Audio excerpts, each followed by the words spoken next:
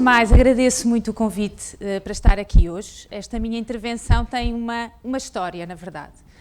O que se passou foi que há já alguns meses atrás a Siemens veio-me pedir ajuda para poder fazer um guia muito simples sobre algumas regras de contratação pública, porque sempre que falavam para alguns interlocutores achavam que era tudo dificuldades. E, portanto, as regras de contratação pública não deixavam o país avançar, não deixavam fazer nada, e eu, como sou especialista em contratação pública e regente de contratos públicos na Faculdade de Direito da Universidade Nova de Lisboa, achei que devia ajudá-los então a desmistificar alguns temas e a explicar mais ou menos de uma forma bastante simples um tema que é complexo. Portanto não vou aqui tentar dourar a pílula e dizer-vos que a questão é fácil, não é fácil, é um tema complexo, mas não é tão complexo como às vezes alguns juristas, na verdade, tendam a transmitir. E, portanto, resolvi então ajudar a Siemens e preparámos este guia que todos terão, que é um guia muito simples de contratos públicos, e depois pediram-me então para, de uma forma mais descontraída, poder, nesta conferência, falar um bocadinho sobre os temas que se suscitam hoje em dia na contratação pública e, em particular, aqui no setor da saúde. E, portanto,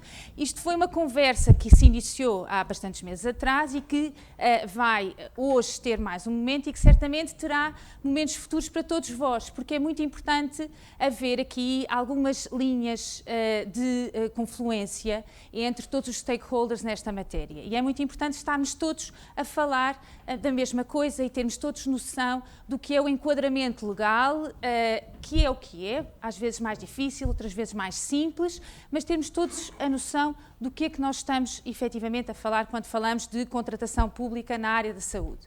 E, portanto, agradeço o desafio que me foi lançado, cumprimento todos os presentes, naturalmente, se me permitem, cumprimentarei em especial o Sr. Vice-Reitor, professor José Fragata, da minha universidade, e espero que tenham uma ótima manhã e que possam manter a persistência e estar comigo à tarde também para fazermos um pequeno workshop sobre algumas questões mais práticas. Muito bem, então, começando aqui nesta primeira sessão. Ora bem, eu preparei aqui uma apresentação muito simples. Porquê? Porque me interessa, em particular, que possam reter algumas ideias-chave e, se as retiverem, eu já darei como um grande sucesso termos estado aqui hoje, porque dá-vos, no fundo, um impulso para depois podermos falar sobre alguns temas com maior detalhe durante a parte da tarde. E, portanto, vamos falar um bocadinho sobre uma tendência atual. As tendências atuais, não só na contratação pública, mas também na nossa forma de viver, que depois têm um reflexo naquilo que são as regras de contratação pública e aquilo que é a nossa forma depois de podermos aplicar as regras de contratação pública. Portanto, vamos falar de tendências atuais que nós sentimos no dia-a-dia e que também se sente na área da saúde. Depois vamos falar sobre 5 ideias-chave na contratação pública e neste enquadramento jurídico para os novos modelos de contratação pública na área da saúde, e depois terminaremos com perspectivas de futuro. E, portanto, são 3 pontos muito simples. Ora bem, enquadramento de uma tendência atual. Ora bem, já fomos falando sobre alguns destes pontos aqui. E, portanto, chamo à colação apenas estas ideias que depois servirão de denominador comum para a aplicação das regras jurídicas e para a forma como nós vamos perspectivar o Código dos Contratos Públicos e também algumas leis de enquadramento da despesa pública. Em primeiro lugar, falou-se aqui sobre as mudanças, a rapidez das mudanças da tecnologia no setor da saúde. Não é, convenhamos, não é um elemento único neste setor, ou seja, nós assistimos a estas mudanças de tecnologia em todos os setores e, portanto, às vezes cada setor acha-se único, não é? E diz, não, mas nós é que somos aqueles onde há mudança de tecnologia. Não, desengana-se, há em todo o lado e, portanto, este argumento é um argumento que é utilizado por todos os setores. Mas, na verdade, se me perguntarem, eu acho que no setor da saúde nós sentimos de uma forma bastante aguda. Não é? Tem a ver com o nosso bem-estar, nós todos somos simultaneamente stakeholders, porque somos fornecedores, porque somos adquirentes, mas sobretudo porque um dia vamos ser ou já somos utentes. E, portanto, nós sentimos de uma forma particularmente aguda estas mudanças de tecnologia no setor da saúde. E, portanto, todos um dia vamos ter alguma coisa eletrónica dentro de nós, todos vamos um dia a ser operados, todos um dia vamos fazer exames, ou já fizemos, e, portanto, estas mudanças são naturalmente bastante sentidas e têm um reflexo enorme no funcionamento e na execução dos contratos. E, portanto, isto é algo que, pensando de uma perspectiva, às vezes tecnológica e comercial, e passando para uma perspectiva jurídica, tem um enorme impacto. Tem um enorme impacto porque um contrato é muito diferente se for um contrato, e agora vou utilizar um legalês, de execução duradoura ou de execução instantânea. Uma coisa é um contrato em que eu lhe digo, olha, vende-lhe o apontador, que por acaso não é meu, e portanto logo isto gerava todo um tema jurídico, mas vende-lhe o meu apontador, o doutor compra o apontador. Pronto, já está, execução instantânea. Pode-se perguntar, então, mas que garantias é que eu dou? Enfim, pode haver aqui algum tema jurídico a propósito deste contrato, mas é um contrato de prestação de execução instantânea. Nós amanhã podemos não nos ver mais. Agora, a coisa diferente é quando nós celebramos contratos que têm execução duradoura, ou seja, nós vamos ter um contrato que se prolonga no tempo. Ora, as consequências que o decurso do tempo tem numa situação em que há uma evolução tecnológica grande são naturalmente consequências que têm que ser acomodadas na execução do contrato.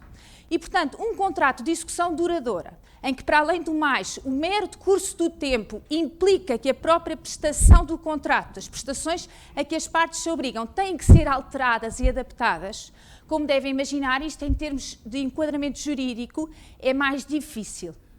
Não é impossível, mas é mais difícil. E, portanto, quando me perguntam, mas é possível celebrarmos contratos de longa duração no setor da saúde, é que toda a gente me diz que não.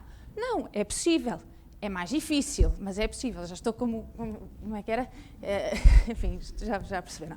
Ora bem, portanto, estas mudanças de tecnologia têm um impacto enorme na execução de um contrato e na celebração de um contrato, e eu diria mais, na preparação de um contrato.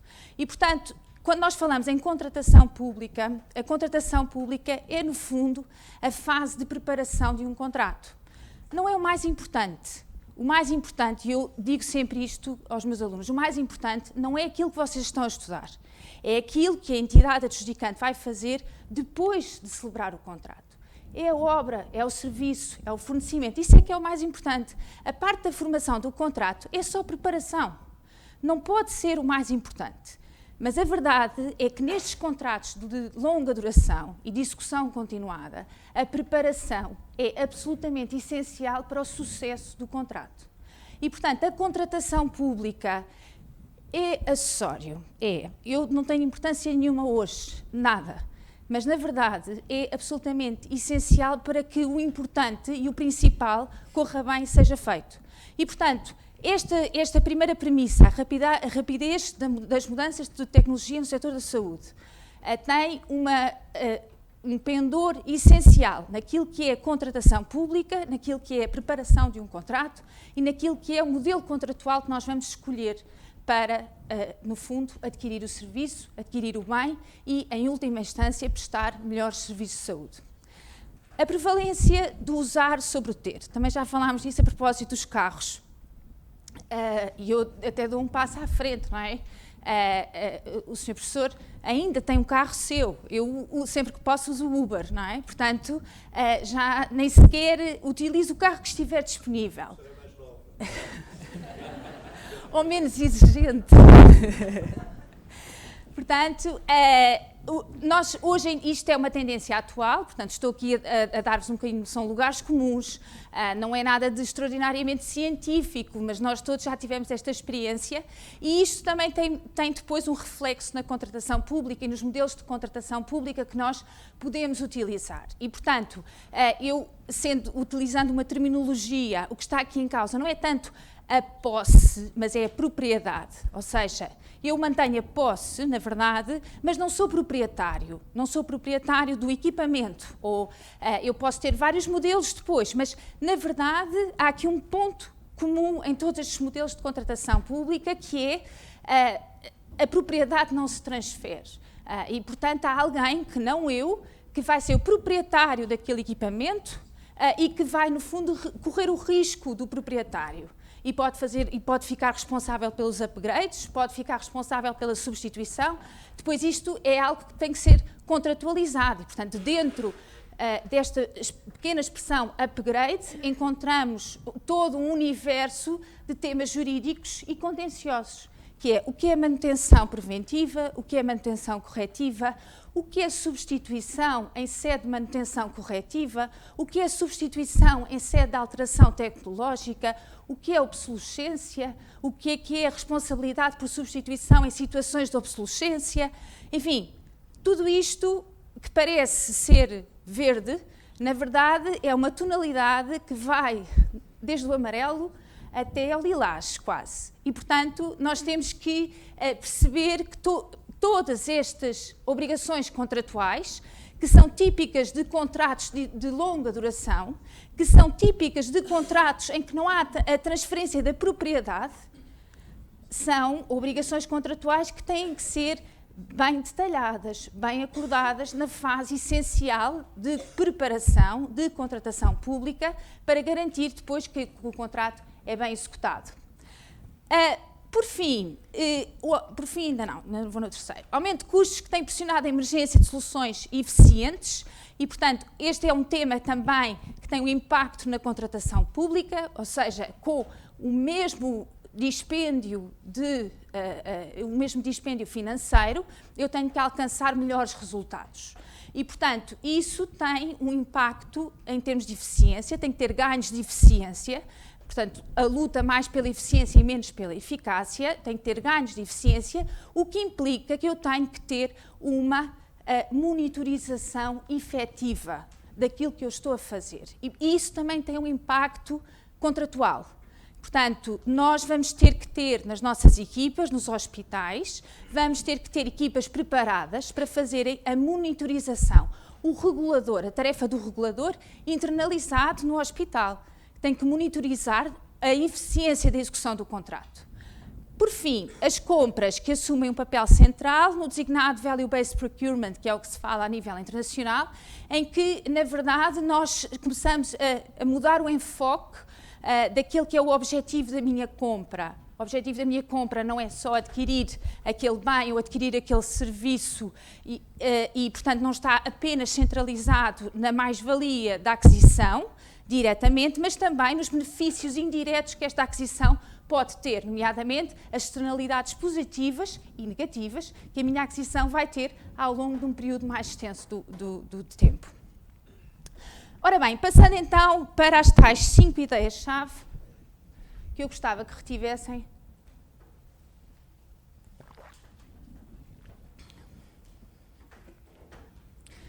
Que eu gostava que retivessem a este propósito, que eu acho que se soubermos, juristas e não juristas, se tivermos presente estas 5 premissas essenciais, depois é muito mais fácil partirmos para o diálogo.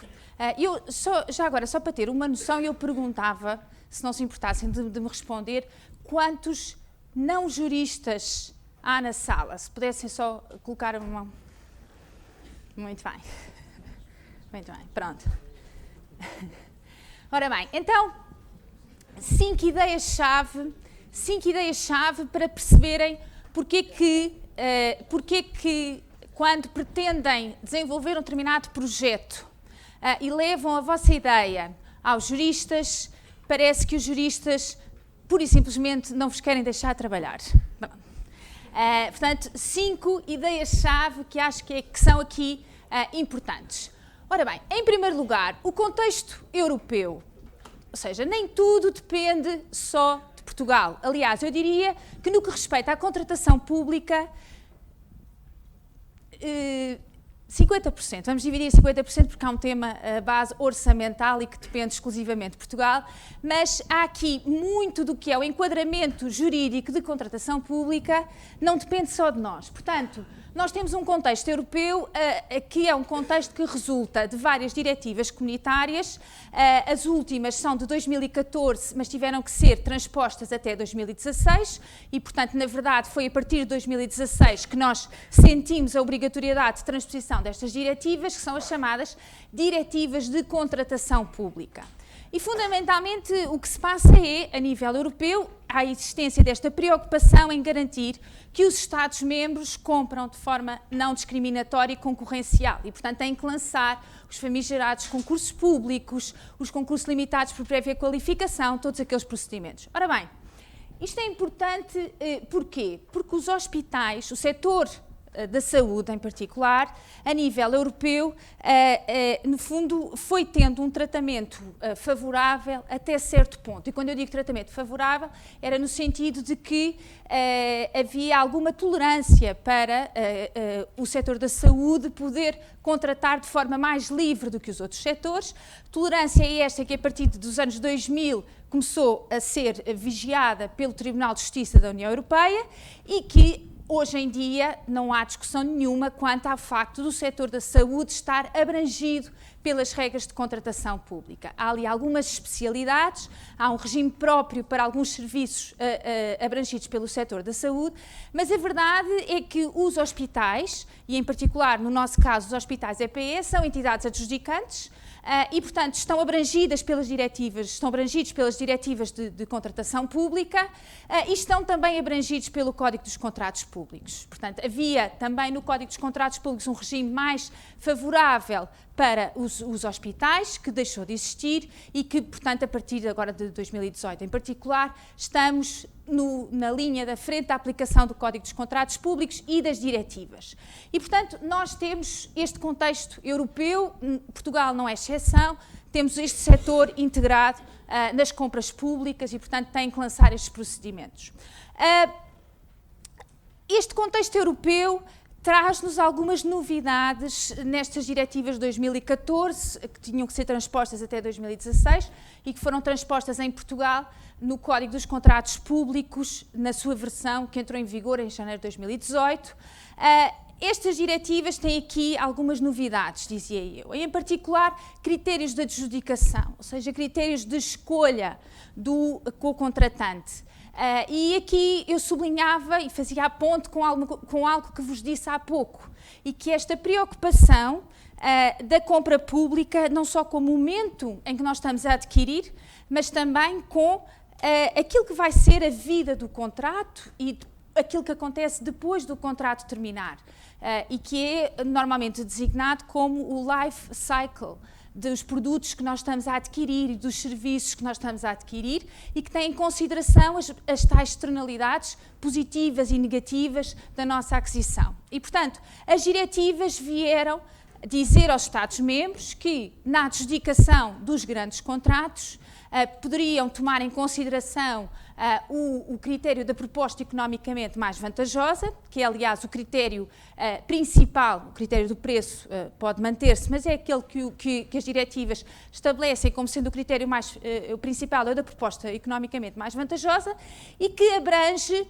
não só aquele que é o benefício direto que a entidade adjudicante retira da execução do contrato, mas também, por exemplo, os custos de decommissioning daquilo que se está a instalar, eventualmente os custos de transporte que o adjudicatário vai ter para a celebração e execução daquele contrato, os custos de manutenção que a entidade adjudicante vai ter com aquele bem, aquele fornecimento que está a ter e, portanto, são, no fundo, ponderações que a entidade adjudicante pode ter em consideração para avaliar as propostas e que são ponderações indiretas. Têm que estar sempre relacionadas com o objeto do contrato a celebrar. Ou seja, vamos imaginar num caso da aquisição de blocos, para ser mais simples e não entrando nas matérias tecnológicas, aquisição de blocos, eu, entidade adjudicante, não posso dizer que quero obrigatoriamente que o fabricante dos blocos tenha um refeitório onde só sirva comida macrobiótica.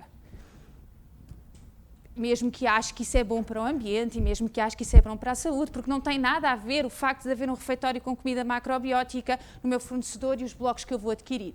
E, portanto, todas estas considerações das externalidades relacionadas com a execução do contrato têm que estar efetivamente relacionadas com o objeto do contrato a celebrar. E, portanto, não pode ser uma coisa só verde ou só social, ou só tem que ser algo relacionado com o objeto do contrato a celebrar.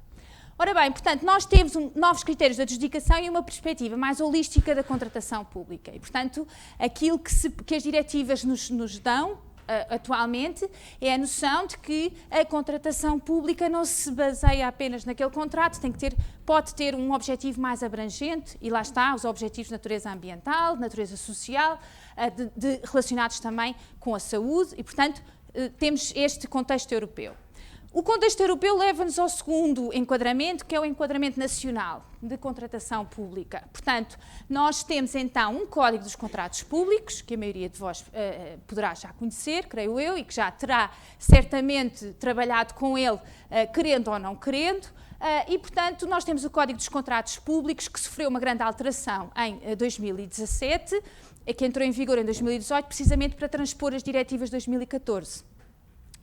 E no Código dos Contratos Públicos, acho que é importante que se perceba o seguinte: o legislador, preocupado com questões relacionadas com a despesa pública, o controle da despesa pública, às vezes a falta de preparação de algumas entidades adjudicantes para o lançamento de procedimentos e para, no fundo, a adequação de regras ao procedimento, o legislador é muito detalhado naquilo que são os procedimentos de contratação pública que podem ser adotados pelas entidades adjudicantes, no nosso caso, os hospitais.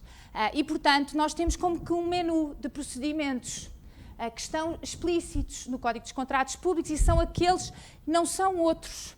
Dito isto, que parece que é bastante limitado, na verdade, há muitos procedimentos e, na verdade, os procedimentos acabam, pensando bem, nós conseguimos enquadrar as nossas necessidades nos procedimentos que existem no Código dos Contratos Públicos. E, em particular, nós temos dois procedimentos, que são as parcerias para a inovação e o diálogo concorrencial, que estão consagrados no nosso Código dos Contratos Públicos e que permitiriam que em Portugal se adotasse uma solução semelhante àquela que foi adotada em Múrcia. E, portanto, não há limitação a este tipo de soluções, que vai implicar não só a aplicação do Código dos Contratos Públicos, mas, em algumas situações, a aplicação da legislação sobre as parcerias público-privadas, mas, dizia eu, não há aqui uma limitação legal à adoção destes procedimentos quando a realidade seja complexa o suficiente para justificar que haja um diálogo concorrencial, ou uma parceria para a inovação, ou um procedimento de negociação.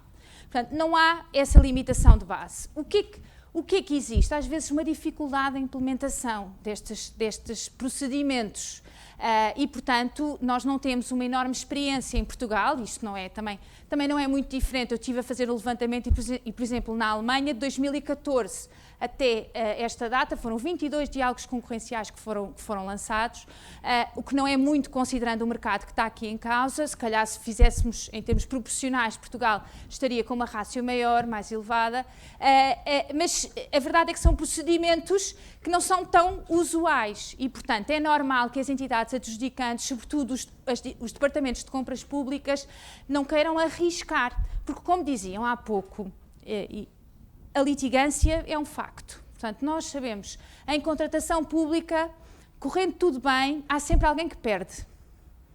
Pronto, é assim. E, portanto, mas não há que ter receio disso. Correndo tudo bem, há sempre alguém que perde. É assim. E, por isso, é normal que haja litigância na fase pré-contratual, porque quem perde não gosta de perder e queria ganhar.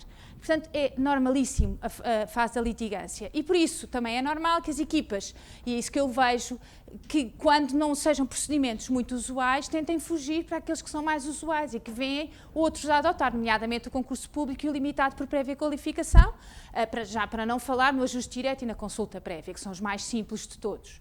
E, portanto, aqui o que é importante nós percebermos é que o nosso regime de contratos públicos e o Código dos Contratos Públicos permite efetivamente este tipo de soluções. Permite a celebração de contratos mistos, ou seja, contratos que são no fundo, que abrangem prestações típicas de um contrato de locação de bem móvel associado a uma prestação de serviços, por exemplo, e, portanto, não é preciso ser só a locação do bem ou só a aquisição de serviços, pode ser um contrato misto, pode abranger obrigações de substituição em função, no fundo, do avanço tecnológico, pode abranger obrigações relacionadas com manutenção corretiva que sejam mais, no fundo, mais próximas de uma substituição efetiva do bem que seja fornecido.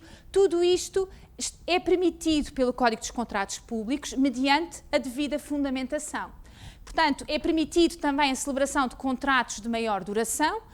O Código aponta para contratos de menor duração, que são mais fáceis de gerir, por um lado, e porque permitem que haja concorrência, nova concorrência, mais rapidamente, e, portanto, naturalmente que é essa a solução posta em cima da mesa pelo Código como solução primária, mas é possível haver contratos de duração superior aos 3 anos, mediante justificação. E, portanto, tudo isso é possível.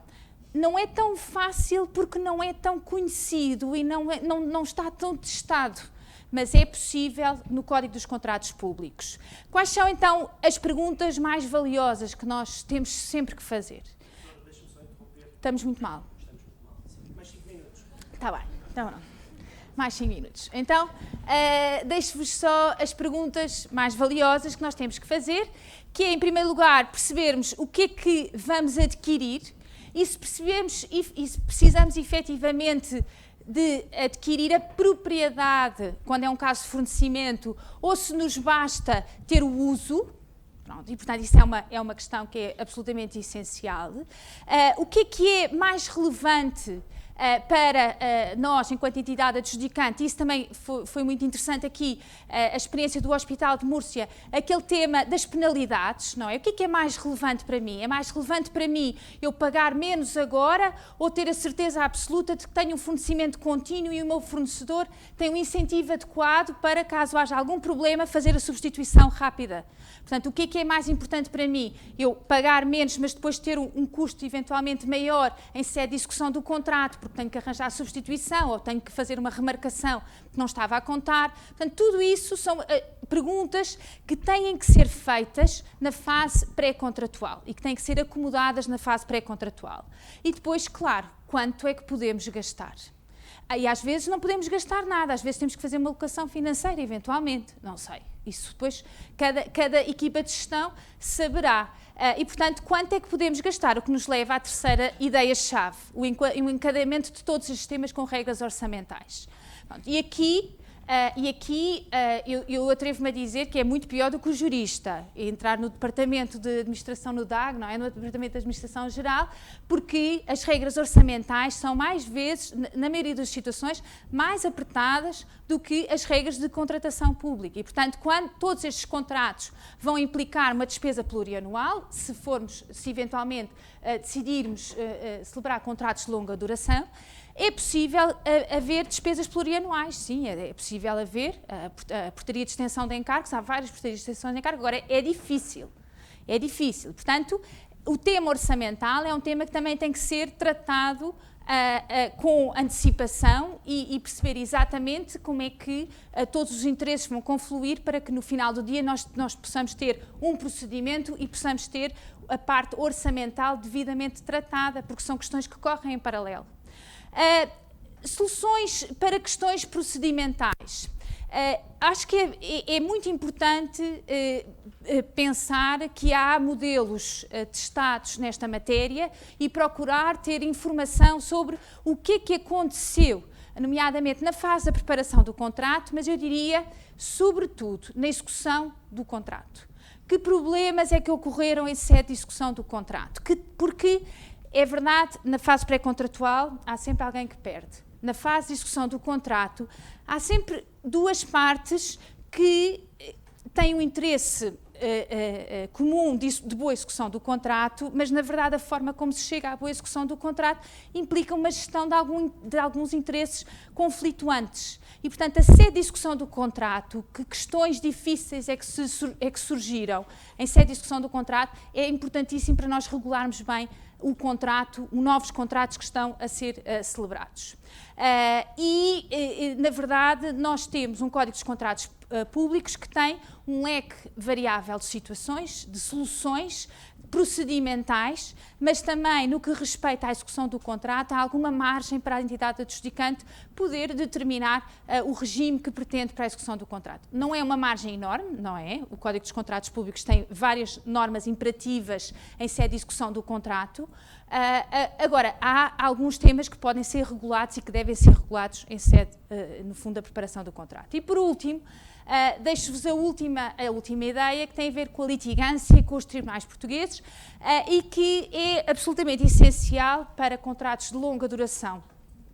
Contratos de longa duração, é usual que haja litigância em sede de execução do contrato. Na área da saúde, temos assistido a esse tipo de litigância por questões particulares de execução do contrato, que no fundo não devem afetar a continuidade do contrato, ou seja, temos dúvidas sobre como regular uma determinada matéria, deve poder haver litigância sobre essa matéria, mas as partes continuam, no fundo, a executar o contrato até ao seu termo. E, portanto, o facto de haver um contencioso sobre o contrato não significa que haja um problema enorme na execução daquele contrato. E, portanto, é importante pensar quais são as soluções de litigância que são mais apropriadas para cada um dos contratos, para cada contrato que vai ser celebrado. E aqui, em contratação pública, temos uma hipótese dual sempre, que é tribunais do Estado ou então a arbitragem. A resolução adequada do litígio pode ser feita tanto nos tribunais do Estado como em sede arbitral. É importante perceber as diferenças entre uma e outra e tomar uma opção consciente que é tomada, mais uma vez, na fase pré-contratual. Portanto, a fase pré-contratual tem que ser bem montada, tem que ser bem pensada para garantir a celebração do contrato, mas, sobretudo, é nesta fase também que se acomodam muitas preocupações futuras e, portanto, daí a importância de nós estarmos bem focados, bem apetrechados para garantir aquilo que vai ser o nosso contrato e aquilo que vai ser a nossa aquisição. Portanto, deixo-vos estas ideias-chave, as perspectivas de futuro já fomos falando sobre elas, se calhar deixamos aqui o slide e deixamos o futuro para a discussão. Está bem, muito obrigada. Agradeço.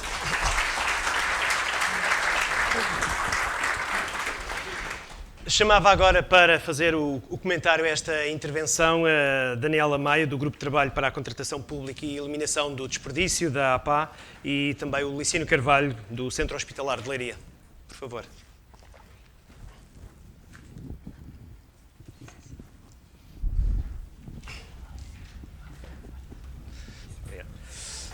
Pode começar a Daniela, por favor.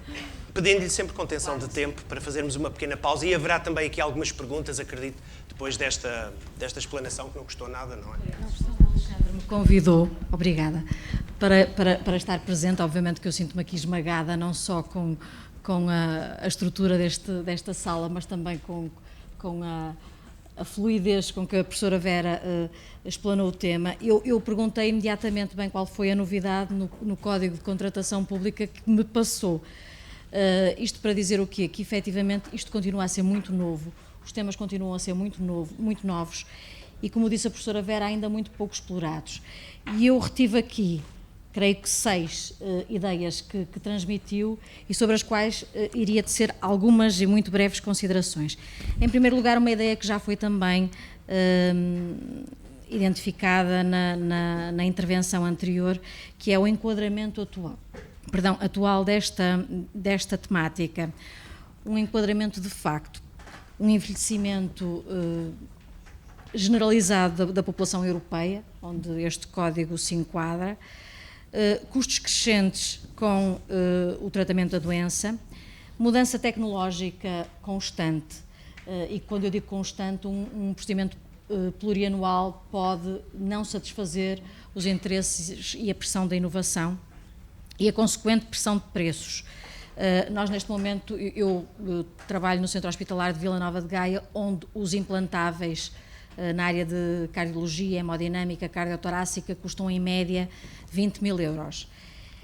E, portanto, de facto, coloca-se uma questão essencial, que é como é que vamos maximizar este valor. Esta questão não é nova. Eu comecei a trabalhar há mais de 20 anos na altura Hospital Geral de Santo António. Está aqui o professor Eurico Castro Alves, que não me deixará mentir. Já o Hospital de Santo António, àquela data, tinha uma coisa muito interessante que chamava jornadas de consenso. E estas jornadas de consenso não eram mais do que olhar para a finalidade terapêutica de uma tecnologia, de um medicamento. Eu vou dizer uma coisa que se calhar é um erro tremendo, mas nós estamos aqui entre amigos e eu vou dizê-lo. Hoje, um concurso público não devia ter litigância por uma razão muito simples, porque para tecnologias de saúde, um concurso público, um acordo quadro, qualquer procedimento de aquisição não é mais do que a soma de ajustes diretos por lotes definidos por critérios materiais, aos quais é atribuído um CDM ou uma DCI, conforme o caso de se tratar de um dispositivo médico ou de um medicamento. O que nós precisamos hoje é de autonomia para, consensualmente, com os nossos clínicos, porque nós sabemos o que nos interessa mais. Nós, hospitais, sabemos o que é que podemos medir. O que é que podemos medir? Eu posso medir, por exemplo, vou dar um exemplo absurdo também, mas continuo entre amigos. Eu posso medir a sobrevida de um doente depois de colocado um CDI, depois de colocado uma neocorde. Eu posso saber se aquele doente um ano depois está vivo e posso transferir este valor para o momento da compra. Eu tenho que ter esta autonomia, eu tenho que poder incorporar esta autonomia no meu processo de compra, seja ele ao abrigo de um acordo quadro, seja ao abrigo de um concurso público. Esta é a primeira ideia. Depois, queria também, de facto, referir que estes contratos de execução duradoura, conforme disse muito bem, têm hoje uma figura prevista na lei que é o gestor de contrato. Quando nós começamos a implementar o gestor de contrato nas instituições, foi muito engraçado, porque começamos a nomear gestores de contratos e imediatamente apareceram profissionais com um disclaimer brutal a dizer: eu não posso ser gestor de contrato por isto e por aquilo e por aquilo, porque efetivamente perceberam que estão necessariamente associados à monitorização da execução de contrato. Nós temos pouca experiência na aplicação de penalidades. Nós sabemos que se aplicarmos penalidades vamos ter mais litigância, vamos ter mais conflitualidade na gestão de contrato, vamos ter uma data de coisas, mas é inevitável porque efetivamente em muitas situações, nomeadamente prestações de serviços, estamos numa situação de quase monopólio regional. E, portanto, a gestão de contrato hoje é levada a últimas consequências, por exemplo, numa execução de empreitada, nós temos uma de valor de 13 milhões de euros, e a execução de contrato é feita pela fiscalização, naturalmente, mas também é feita por um grupo específico nomeado pelo Conselho de Administração, que é integrado por um financeiro, pelo Serviço de Aprovisionamento, por técnicos de instalações e equipamentos. A preparação do contrato. A preparação de contrato, disse a sua doutora, e muitíssimo bem, e eu acompanho, é um momento fundamental. E nós não somos peritos em tudo, somos peritos em muito pouco. Às vezes somos generalistas e de facto, é-nos muito difícil dominar aquilo que vamos comprar. E aquilo que vamos comprar é muito diverso. Mas, efetivamente, e também a acompanho nisso, somos muito securitários. Um concurso público, um ajuste direto, uma consulta prévia dá-nos segurança. Um diálogo concorrencial, pensamos 2 vezes, 3 vezes, 4 vezes. Os poucos diálogos concorrenciais que na área da saúde conhecemos, e o mérito seja atribuído a quem o tem, foram feitos pela SPMS. Eu tive o privilégio de integrar a SPMS no momento em que foi desenhado o primeiro diálogo concorrencial por uma senhora extraordinária chamada doutora Carla Santos, que, se calhar por essa razão, era inspetora da IGF, antes de ser vogal do Conselho de Administração. E, portanto, se calhar só por isso é que se atreveu a lançar aquele diálogo e porque perceberam que podia haver ali valor acrescentado. Hoje, o diálogo concorrencial, felizmente, já foi secundado pela própria SPMS. Outra questão que eu acho que também é, de facto, limitadora, estou quase a terminar, aquilo que disse muito bem, que são as regras orçamentais. Ontem saiu uma nova circular normativa que eu saúdo, é muito boa, porque parece que nos vai, pelo menos, impor aqui alguns compromissos de resultados ao parecer de apreciação de um encargo plurianual, porque nós pedíamos autorização para realização de encargos plurianuais e por vezes ficavam esquecidos.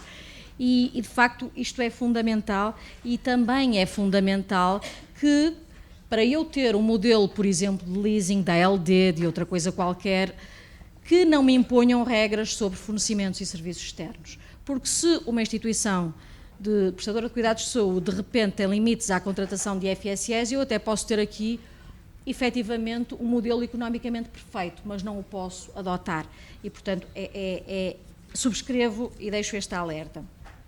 E finalmente, uma questão que é a questão que se calhar todos nós nos debatemos nos nossos hospitais, e eu, porque represento aqui a APA neste grupo de contratação, neste grupo para a contratação pública e combate ao desperdício, tenho a incumbência especial de transmitir e de colocar à consideração de todos, que é as qualificações dos nossos recursos humanos. Nós trabalhamos com assistentes técnicos, nós não somos uma central de compras, trabalhamos com assistentes técnicos e muitas vezes formamos esses assistentes técnicos à nossa custa, à custa deles, porque ficam em horas para lá da sua hora de trabalho e são hoje profissionais felizmente muito robustos, porque têm anos disto, mas demora muito tempo formar um assistente técnico e é um investimento que é dificilmente contabilizado. Portanto, a APA está perfeitamente consciente desta dificuldade e irá lançar, e eu aproveito este palco, irá lançar aos seus associados, aos hospitais do SNS, um inquérito, e pedimos desde já a vossa colaboração, para aferir aquilo que é o estado da arte atual. Pedimos que nos transmitam com a máxima transparência as vossas questões, as vossas preocupações, para também podermos ajudar. O nosso compromisso é sermos porta-voz dessas inquietações junto da IGAS, onde já tivemos a oportunidade de estar, junto de outras entidades inspectivas, Tribunal de Contas, mas junto também da tutela. E, em função disto, também emitirmos algumas guidelines, algumas orientações que possam servir para nos alicerçarmos e construirmos a partir daqui um manual de controle interno. Muito obrigada, professora Vera. Muito obrigado. Então passava a palavra ao doutor Licínio Carvalho, do Centro Hospitalar de Leiria.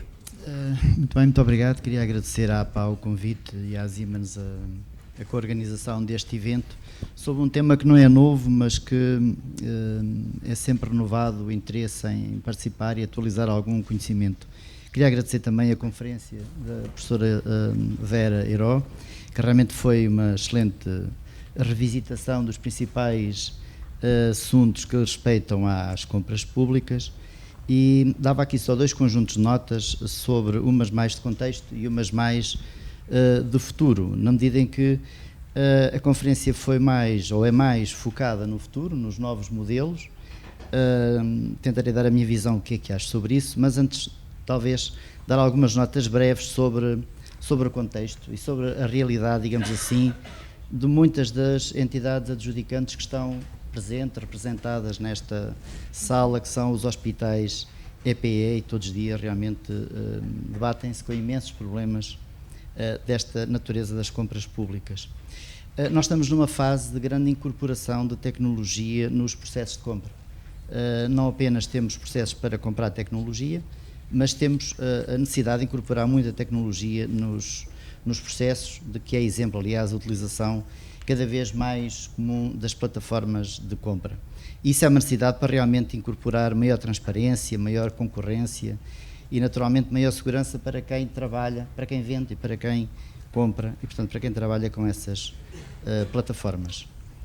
Também não é estranha esta necessidade o facto de, a nível comunitário, ter que se cumprir o desígnio essencial, que é a padronização dos modelos e dos processos de compra, para garantir naturalmente a concorrência transfronteiriça. Depois, penso que há uma segunda reflexão que gostava de partilhar convosco, que é o seguinte: todos nós desejamos comprar o melhor. Definir o que é o melhor é que é às vezes o mais complicado. Eu acho muito boa a ideia aquilo que a Daniela disse, da padronização das necessidades, da reflexão dos grupos que devem definir, digamos assim, através de normas de orientação clínicas ou outras, quais são as tecnologias e quais são os bens e os serviços que nós precisamos de comprar, de modo a que também se avance para uma forma de avaliação mais evoluída. Eu penso que a avaliação das compras tem que passar necessariamente do fator preço para o fator custo e principalmente para o fator outcome do tratamento que nós temos com esse mesmo equipamento ou com essa mesma tecnologia. De facto, a avaliação da compra tem que estar necessariamente associada ao resultado que nós temos com esse bem ou com esse produto, e nem sempre isso é absolutamente evidente. O que nos obriga realmente a ter um bom balanceamento entre as normas e a dinâmica do mercado da saúde. O mercado da saúde é muito dinâmico, tem características que outros mercados não têm, a urgência, a imprevisibilidade, a alteração das circunstâncias muito repentina, a concentração dos fornecedores com mecanismos que existem comunitários e globais, se quisermos, e portanto eu deixava até aqui um repto para perguntar à doutora Vera se realmente o CCP é, embora seja um modelo fácil, muito estudado, muito utilizado, se de facto é um instrumento adequado para todas as situações dos estabelecimentos hospitalares, ou se temos que voltar a questionar a não aplicação da parte 2 do código ou qualquer outra solução que já tivemos e que deixámos de ter. Depois há uma questão também que acho que é muito importante e que tem uma maior acuidade a sua discussão em função da discussão dos novos modelos de compra, seja o diálogo concorrencial, seja os PPIs, sejam outros, que tem a ver com o assunto que a Daniela também falou, e muito bem, com a capacitação dos nossos colaboradores. De facto, eu já não vou falar na falta de colaboradores, na necessidade de recrutar colaboradores, na dificuldade de instituir incentivos para colar os nossos colaboradores, mas a capacitação para realmente trabalhar com estes novos modelos e com a tecnologia que estes novos modelos de alguma forma pressupõem e aconselham a ter, leva-nos a um problema muito grande que as nossas instituições, e eu falo no meu centro hospitalar, naturalmente, têm relativamente a esta capacidade das pessoas trabalharem com estas ferramentas. Depois gostava também de recordar que este mercado, o mercado da saúde, é um mercado muito valioso. Nós estamos a falar de perto de 2 mil milhões de euros de compras anual para o Serviço Nacional de Saúde, o que realmente apura, digamos assim, a sabedoria e o know-how por parte dos vendedores, e muitas vezes põe mais em evidência a ignorância dos compradores. Ignorância no bom sentido. Quando falo em ignorância, falo na incapacidade de estar a par e na capacidade de acompanhar, digamos assim, o mercado, e a capacidade que naturalmente as grandes multinacionais têm e que dominam o mercado, e que, portanto, há aqui um desequilíbrio entre quem domina e quem, de alguma forma, devia dominar o mercado. Em termos de futuro, também para me aproximar do final, eu estou perfeitamente de acordo que temos que evoluir da noção de posse ou de propriedade ou do ter para o usar. De facto, é mais importante usar, porque isso, de alguma forma, também pode significar nós substituirmos custos fixos por custos variáveis, e essa é sempre uma boa decisão, nomeadamente para quem tem uma grande incapacidade de investimento, como é o caso genérico dos hospitais EPE, onde se inclui naturalmente o Centro Hospitalar de Leiria. De facto, estes novos modelos podem ser um sucedâneo, uma alternativa para contornar a incapacidade de investimento que os hospitais têm, porque de facto os nossos orçamentos não permitem libertar fundos de 3 a 5%, que seria o mínimo adequado para nós repormos a amortização da nossa capacidade instalada e, portanto, obviamente que também temos que avançar para estas soluções que privilegiam o usar em vez do ter. E, naturalmente, que estes contratos mistos já são feitos, já são praticados, o código potencia-os até e permite-os. Nós temos contratos mistos de locação, de prestação de serviços e de compra e venda, nomeadamente na área dos reagentes. Portanto, as empresas adjudicatárias fornecem o equipamento, fazem manutenção, atualizam, fazem a formação e fornecem os reagentes. Mais uma nota do que já percebi que estamos a terminar. Eu também estou muito de acordo que realmente nós temos posto muito mais o foco na parte pré-contratual do que na parte da execução dos contratos, ou até, se quisermos, na avaliação dos fornecedores.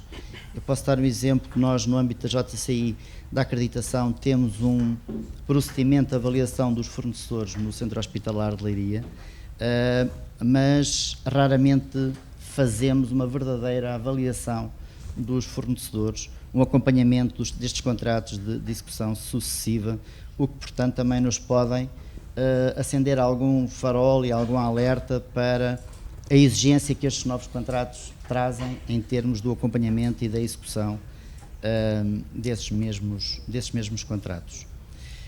E, por fim, não sei se não estava na altura de nós voltarmos a discutir a autonomia da gestão, a situação do financiamento prospectivo e de termos verdadeiros instrumentos de gestão previsional que nos permitam, de facto, exaurir até ao máximo os mecanismos e os processos de compra que tão críticos são e que tão grande impacto podem ter para a necessária sustentabilidade dos projetos empresariais hospitalares.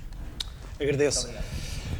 Antes de fazermos o intervalo, vamos abrir aqui um curto período de pergunta e resposta, eventualmente até porque alguns dos presentes sei que não podem estar no workshop da tarde e, portanto, podem inscrever, há um microfone aí na sala.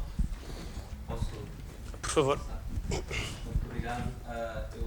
O Dr. Licínio comentou aqui sobre a questão da compra e da importância do resultado, da avaliação do resultado do ponto de vista do utente e do paciente. Então, dentro desse contexto, eu tenho uma pergunta para a doutora Vera, que seria como é que, no momento que o Dr. Licínio comentou sobre essa questão, me veio à tona a questão do compartilhamento de risco e de parcerias de valor que contemplam o compartilhamento de risco, tendo em vista, principalmente no contexto do value-based healthcare, né, e a importância que um modelo dessa natureza pode contemplar aqui o resultado e a eficácia da compra do ponto de vista de qualidade, né. Então, nesse sentido, como que o risk sharing se dialoga com o regime jurídico atual e quais são as possibilidades, seja dentro da PPI, que foi comentado, ou de algum outro mecanismo? Pode já responder. Não causou um problema. Foi ótimo ter-me perguntado, porque eu queria ter falado sobre isso, mas como não tive tempo, assim aproveito este bocadinho. É muito interessante esta perspectiva do resultado final no utente, no paciente, porque pode efetivamente ser algo tomado em consideração na avaliação das propostas. E, portanto, quando nós pensamos aquele critério do long life cycle, da execução do contrato, não é? No caso da saúde, há um ponto essencial, que é perceber o impacto que tem este tipo de intervenção na vida útil do doente. Pronto. E isso pode ser algo que pode ser considerado pela entidade adjudicante sob duas perspectivas. A entidade adjudicante pode dizer: eu quero que isto produza este resultado, aquilo que eu estou a adquirir, e perdoem-me não dar exemplos mais concretos, mas tenho receio de dizer algo que não esteja correto em termos técnicos, porque não domino tão bem o vosso ofício. E, portanto, a entidade adjudicante pode dizer: eu quero este resultado, e então isso é, em termos jurídicos, um aspecto de execução do contrato que não está sujeito à concorrência, ou seja, é aquele resultado que se pretende. Eu pretendo que com aquele implante o doente fique com condições de vida 90%. Pronto. E, portanto, é um resultado, é o que não está sujeito à concorrência. Ou cumpre ou não cumpre. E o fornecedor que não cumprir é excluído, pura e simplesmente.